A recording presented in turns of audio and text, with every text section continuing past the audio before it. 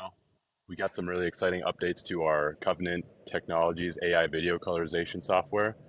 Um, we did a lot of really big user interface updates. We created project layouts, just made the whole user experience a lot better, but we'll into that in a minute here. First, I'll show you all how to download the software for your machine and get it set up with our API. You'll start out at our website here, covenant.software, and from there you'll go to our downloads page, and you'll notice that we now have the software available for Mac users, so anyone on Windows or Mac can now participate in using our colorization software. I'm on a Windows machine right now, so I will download the Windows software.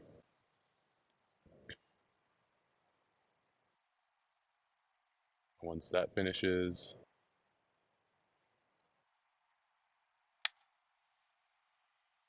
we'll go ahead and open it up. Looks like we're good, so just press open.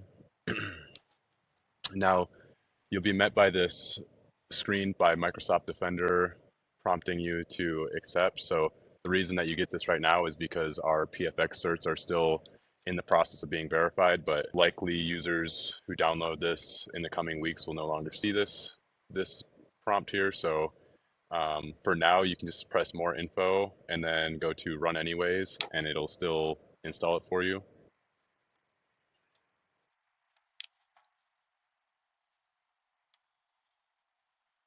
It'll take just a second to install here. And then we've got just the terms of use that you have to agree to once it's installed. Go through that, make sure you understand the terms of use, and then go ahead and press accept. And now that you've accepted that, you're into our dashboard. So as I mentioned, it's a much cleaner layout than our previous version of the software. For those who have been using that one, I'm sure you'll appreciate the fluidity of this one and just how easy it is to use and to track projects. You'll notice we have our credit count dashboard here on the right, and right now it's saying that we have 0 credits remaining out of 0, and that's because we haven't connected our API yet, so we don't have any credits available to us. So in order to get credits, in order to use the software, you'll go to this button here and press purchase credits, and that will take you to our API plan. So you can choose whichever plan's right for you. There's different, depending on the plan you choose, you get different numbers of credits, different numbers of overall requests, and different rate limits. Actually, right now these rate limits are the same, but they're subject to change. I'll go ahead and choose the Pro plan to get myself started here. And from there, you will have to create a Rapid API account. To do that, I'm just going to log in with Google, but you can just as easily do it by using your own email address as well if you don't have a Gmail account. I'm going to select this. Okay, continue.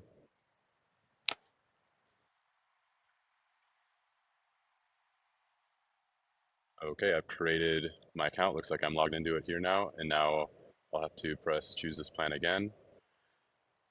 And from there, you'll be prompted to enter your payment information, and oops, that is where I'm going to pause this video and return afterwards. Okay, looks like my payment information has been accepted and my subscription's confirmed. So now you can just continue on with the get started button. And now this is where we need to connect our API to our software that we just downloaded. So if you'll notice in our software, if you go to the settings tab, we'll have to enter API key. I already had one preloaded in there, it looks like, but starting from scratch, you won't have anything just like this. And then the API key you'll use is the one that's provided right here after you've subscribed to the product. And you'll put everything before the little single quote there. So it'll just be whatever this string of numbers and letters is before the single quote. And it's possible that this line may be spilling over to the next line. And so if that's the case, let's see if I can get it to do that. Maybe not. That's all right. If it's spilling over into the next line, it'll still be everything before the single quote. So I'm just going to copy this, and that is going to get pasted into right here. And then if you press save, you should be able to, we may need to restart the software. Yep, it looks like we will have to restart it. So now that the API is saved, we can close this out and open it back up by searching in your search bar for the software that we'd installed. And oh, it took a second there, but it looks like it did load in. Not sure what that weird little glitch was, but yep, it looks like it's all loaded in. Yeah, you might have to just give it a second to load that, but now we see that we have 22,500 credits available to us. So what is a credit? Well, we're going to find that out in a second here when we do some test projects. So since we're new to this, we're going to create a new project, and you can name it anything. I'm just going to call it test project. Go to next, and now you can add the video files for this specific project. And see, what video files do I want to choose here? Let's actually go to these guys. And the cool thing with this is we can add multiple video files to the same project. So I can pull all of these in at the same time. And it'll take a second to load, but it'll load into your project like so. You'll see a thumbnail, and then we'll have the ability to colorize each of these individually. So I'm just going to start with the first one here as a test subject. And so once you continue to colorize, you have two options here. Just like with our old software, you have an auto video colorization feature and a custom guided feature. So the auto video colorize feature it'll take your video and produce a colorization that's pretty stable. It'll have pretty stable colors that look good generally through the whole video. It's not going to be as vibrant or as detailed as you can get with the custom video colorization. But if you're looking to do a quick colorization, that's a really good option for something that's stable, or if you have a longer shot that changes sequences or scenes quite a bit, it's a pretty good option for those scenarios as well. But that one's easy, so I'll probably walk you through the custom one that has a few more options. You'll see with both options, depending on the video quality, you'll have options to choose which quality you want to output. You can do the same quality that was input, or you can do one that's lower than that for the colorization. I'm just going to choose full HD, and you'll see here the credit count. So this is how many credits it's going to cost to colorize this full film. But that doesn't include any credits needed for sampling purposes. So you'll see that in a second here. So just to colorize the frames in the film at an HD level, it'll cost 182, but the samples in between may cost us a little bit more. So here we can choose how many frames we want per sample. So right now it's set at 5 frames. We can up it so that we get more sample frames in between. Or, if it's a pretty consistent shot and we're like, hey, we don't need that many, we can get away with less frames and spend less credits. You can also do that. For brevity's sake, and to make this a little faster, I'm going to choose a lower number like 3 here. And now this is where it's going to, for the samples, you're going to have to spend a few more credits to get these samples rendered. So this will be 64 for processing this group of samples, and you'll see what that looks like when you do so. And now it's just training some of the models and gonna create the samples that we need. So we'll just give it a minute to get to the next step here. Okay, now we've gotten to the next page. It's going to start processing our frames and colorizing them.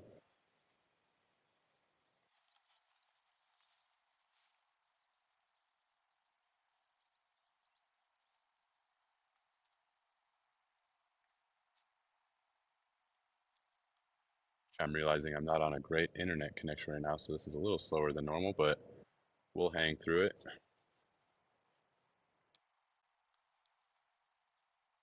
And you'll see, if you see failed frames here, it's not something to worry about. Our software is tracking that, and it's going to go back, and things that didn't communicate with the API well on the first pass, it's going to keep doing additional passes until it's colorized all of your sample frames. And so we'll just let that retry its frames. Looks like it's starting to succeed on some of those ones that it missed earlier. And maybe it'll get them all in one shot.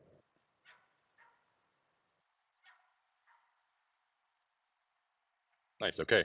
Yep, looks like it got them all in one shot. I'm gonna expand this just to give us a better view. So yeah, you can see what's output here is a bunch of different sample colors of that black and white film that we had input.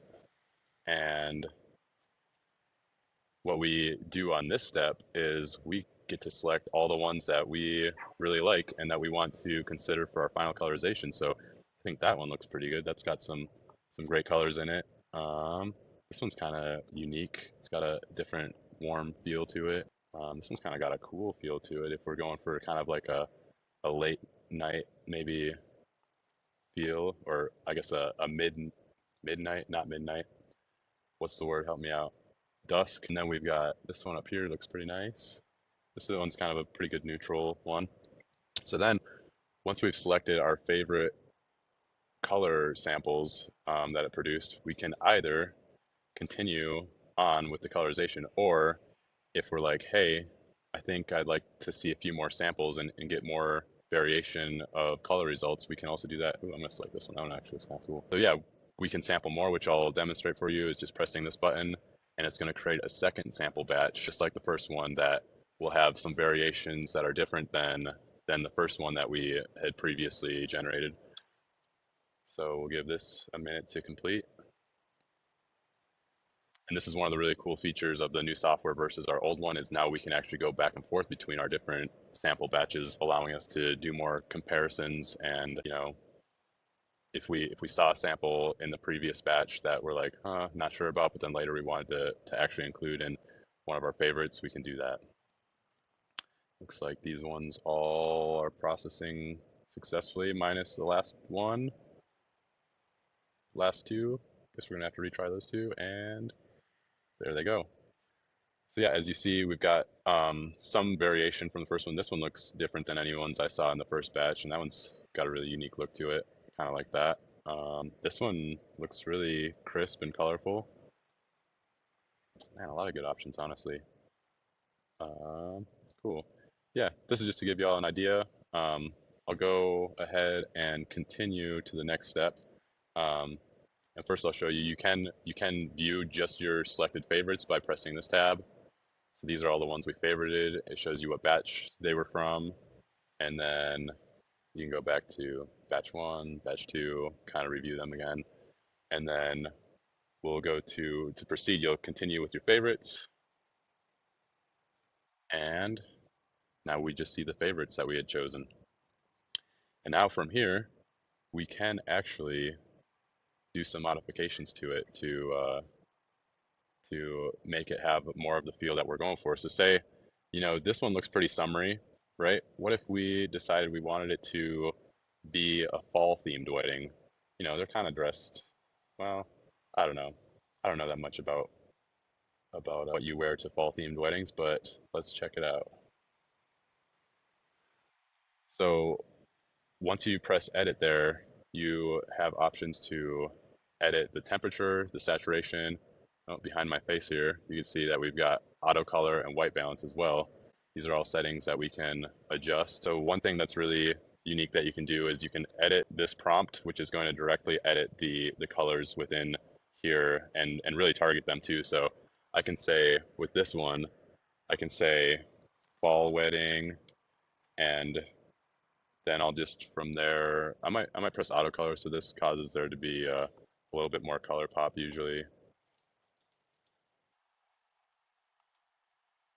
So then we can choose that. If I re-render this right now, we can see what the results are. We might need to do a little bit more. Okay, looks like we've got some of those fall colors coming through.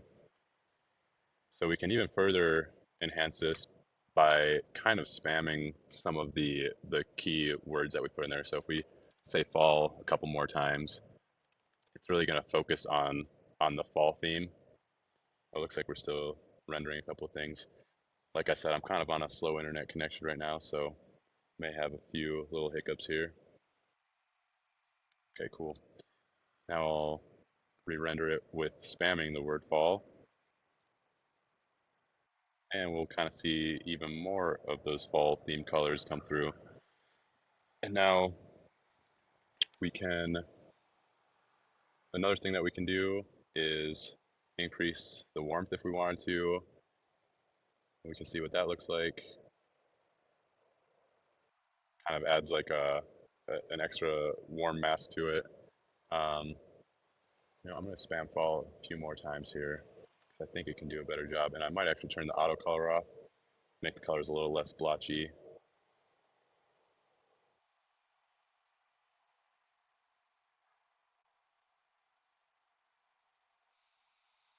Okay, you'll notice that I just switched to a different one of our prompts here. So I switched to this one and I edited some of the settings on there. Same thing, fall wedding, fall, fall, fall, fall. You can delete things from here too, from this prompt. So, say I had the word, let's see, well, I think initially this had grassy field, which was making it a little more green.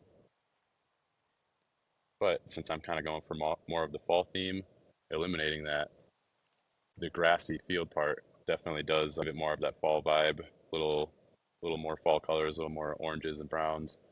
Um, Again, I can try auto color with this one, see how that turns out.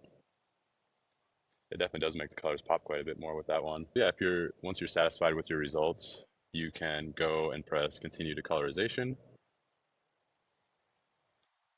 And here, I'm gonna move my face around here. So now you see the progress bar, and you can see that it's rendering much more quickly than our old version of the app did. So um, it's playing almost kind of in slow motion, and it's processing these frames pretty quickly. And you can see below here, you've got the credit usage. You can see in real time how many credits you have left. And once it's finished with this initial phase, it does have to do a few other steps in order to retain the original image quality and to output the quality that you had chosen previously. So if you wanted HD versus 4K versus standard definition, the next steps will fix that issue. And you can see right now it's just like with our previous sampling part, it does have built-in a built-in ability to reprocess frames that failed so that it doesn't destroy the colorization process for you if anything gets messed up with the network, which seems like my network is a little spotty right now. And it looks like it did finish, and now it is, what is it doing? Oh, now it finished, there we go. Okay, so it'll say colorization process completed. Now it's running the algorithm that colorizes the original quality, so kind of like I mentioned a minute ago. And so it's doing that. It's restoring the original quality to these frames. And we'll just give it another minute here. There we go. And now it's going to prompt you asking you where you want to save the colorized file. And I'm just going to save it side by side with the original. And now it's just compiling all those frames into your video. And from here, you can either open the file's location or you can play it right from the GUI here, which will open up your native video player. And there you go. We've got a colorized video. To just show you real quickly the auto colorize function, we can go back to either home or projects, and we were using a test project here. You'll see that in this project, now that we've colorized it, it does show the colorized frame, colorized thumbnail there, but we can go ahead and colorize it some more. So actually, I do want to note, so you can use these navigation tabs to go back to what you were previously doing.